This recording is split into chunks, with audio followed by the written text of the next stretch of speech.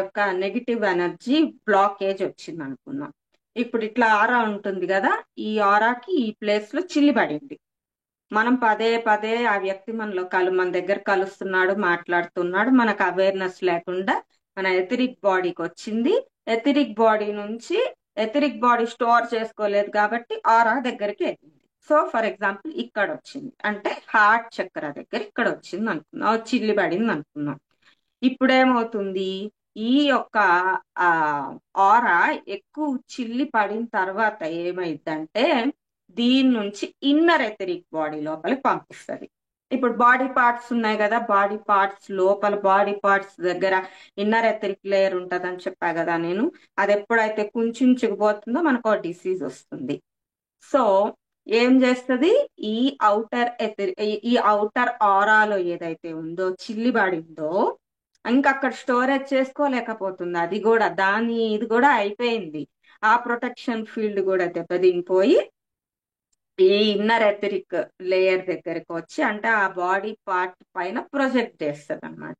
అప్పుడు ఈ హార్ట్ చక్ర దగ్గర ఏదైతే ప్రొజెక్ట్ చేస్తుందో మనకు ఫస్ట్ బీపీ వస్తుంది, డయాబెటీస్, బీపీ ఇలాంటివి స్టార్ట్ అవుతాయి. తర్వాత లాస్ట్ లో ఏమవుతుంది, ఈ యొక్క హార్ట్ స్ట్రోక్లు అనేవి వస్తాయి అన్నమాట.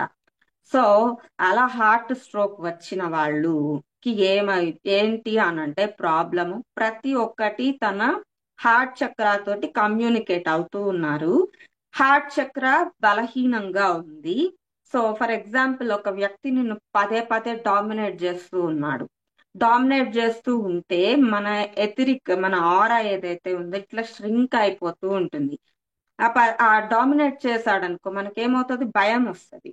భయం వచ్చినప్పుడు ఆ భయంతో ఆ వ్యక్తిని మనం చూసినప్పుడు ఏమైంది, మన యొక్క ఇలాగ చక్కగా ఎక్స్పాండ్ అయి ఉన్న ఆరా కాస్త ష్రింక్ అయిపోతా వస్తుంది అనమాట. ఇలా ష్రింక్ అయిపోతూ అయిపోతూ అయిపోతూ మనము ఒక డిసీజ్ ని మనము క్రియేట్ చేసుకుంటా ఉన్నాం. సో ఇప్పుడు ఈ ఎథరిక్ లేయర్ కి ఫస్ట్ ఆ కుళ్ళుతోటి ఇలా ఉండే వ్యక్తి వచ్చాడు అనుకుందాం కదా. సో ఇక్కడ అన్ని అతుక్కున్నాయి కదా, ఇవి ఈ ఎథరిక్ లేయర్ కి అంటే ఈ etheric body outer etheric body దగ్గర అతుక్కున్నాయని చెప్పా కదా. సో ఫస్ట్ మన ఎథరిక్ బాడీ క్లీన్ గా లేదు అని మనకి ఎట్లా తెలుస్తుంది అంటే ఫస్ట్ మనకి తలనొప్పి వస్తుంది. కొంతమంది చిన్న పిల్లలే స్పెట్స్ పెట్టుకుంటా ఉంటారు. మనం బాగా గమనించినట్లయితే వాళ్ళు ఇక ఎంతో ఏజ్ ఉండదు, చిన్న చిన్న పిల్లలే ఉంటారు, వాళ్ళు కళ్ళకి స్పెట్స్ పెట్టుకుంటా ఉంటారు. డైజెషన్ ఇష్యూస్ వస్తుంటాయి, gastric trouble, constipation problems, so ఇట్లా చిన్న చిన్నవి థైరాయిడ్ ప్రాబ్లమ్స్ ఇలాంటివి వచ్చాయి అంటే ఫస్ట్ ఈ ఎథరిక్ లేయర్ అనేది ఆ 2,72,000 నాడులు బ్లాక్ అయిపోయి ఉన్నాయని మనం అర్థం చేసుకోవాలి. చిన్నగా అదేమవుద్ది, మనం ఇందాక చెప్పినట్టు ఈ ఔటర్ ఎథరిక్ బాడీ నుంచి ఏమైంది ఆరాకి ఆ యొక్క డేటాను పంపించేస్తుంది. సో ఆరాలు అక్కడక్కడక్కడక్కడక్కడ ఏమవుతాయి, ఒక క్లస్టర్ ఎనర్జీ లాగా అంటే ఒక ఇట్లా లావుగా ఆ యొక్క పిక్చర్ కూడా ఉండాలి, నేను మేడంకి పంపించలేదు, మళ్ళీ షేర్ చేస్తాను నేను. దాన్ని క్లస్టర్ ఎనర్జీ అంటారనమాట. అంటే ఒక భూమి కూడిన నెగటివ్ ఎనర్జీ ఒక్కొక్క ప్లేసెస్ లో ఇలాగా ఇలా ఇలా ఇలా అక్కడక్కడ ఏర్పడుతుంది అనమాట.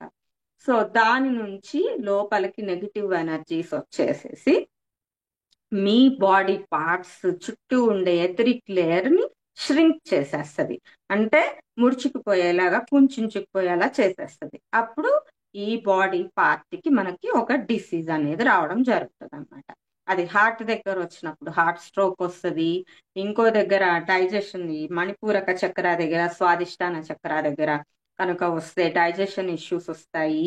స్వాదిష్టాన చక్ర దగ్గర వస్తే మనకి ఈ పీరియడ్ ప్రాబ్లమ్స్, లేడీస్ కి అయితే పీరియడ్ ప్రాబ్లమ్స్, జెంట్స్ కి అయితే ఈ యొక్క ఇన్ఫెర్టిలిటీ ఇష్యూస్.